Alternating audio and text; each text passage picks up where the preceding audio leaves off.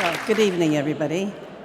As you look at that picture, as I looked at that picture, I realized that, yes, we've all changed, but I want to tell you I'm wearing the same necklace. So some things last forever. 25 years ago, China was just starting on its path of modernization, and Americans were trying to better understand how to deal with these new, unfamiliar counterparts. As Chinese Americans, many of us were focused on just doing our own thing, not getting involved with matters beyond our own work, our families, and our communities. But it soon became clear that Chinese Americans needed to become more involved. On the domestic side, there was no leadership voice of the Chinese Americans to address issues like the Vincent Chin case, where a Chinese American was murdered in a racist crime because he was accused, wrongly, they thought he was Japanese, of taking jobs away from American workers. And later, a similar issue arose in the false espionage charges against Wen-Ho Lee. And in the international area, there was clearly a lack of understanding about China.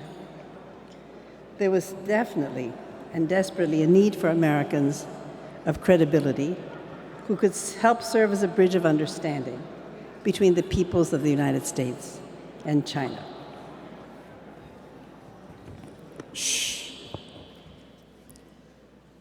However, it was the events at Tiananmen Square that brought a small group of us together to form the Committee of 100. In the prior 10 years, we had been encouraged by China's gradual engagement with the rest of the world.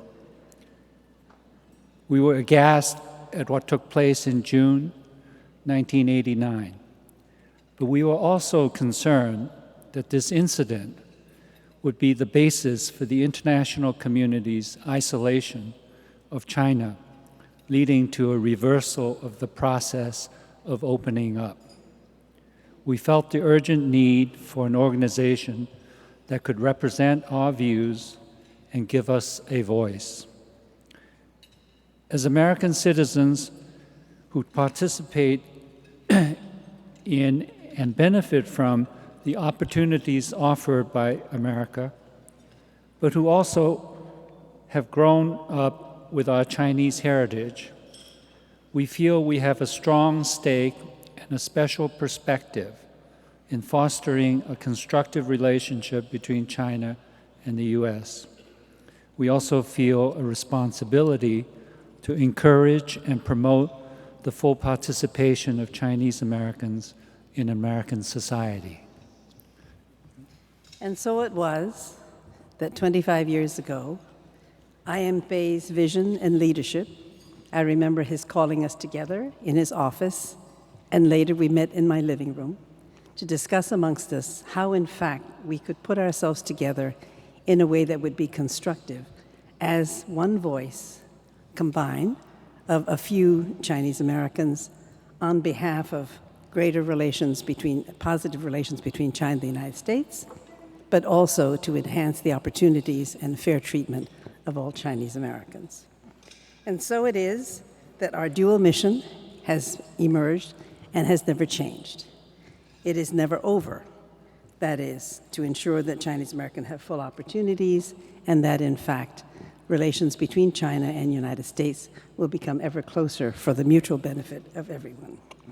We are proud, having started with just 40 members, and it took a certain amount of courage and, let's say, bravado to say that we were the Committee of 100.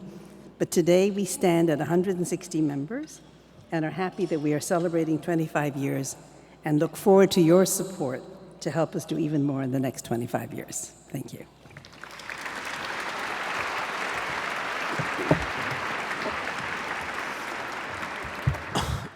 In the course of these 25 years, I have been asked many times, how did Committee of 100 come to be?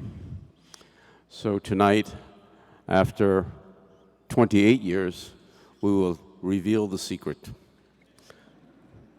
After all, it's an unusual group. It's not dedicated in any one particular profession, but it's across the whole scope of Chinese in America. In 1987, at another black tie dinner, there was a very, very interesting dialogue between two people. One was, of course, our esteemed founder, Mr. I.M. Pei. But we will tell you that there was really an architect behind the architect. And that person is our honored guest this evening, and I hope you'll welcome him. Dr. Henry Kissinger suggested to I.M. Pei that an organization like this was needed, and it took a year or two before it came to be.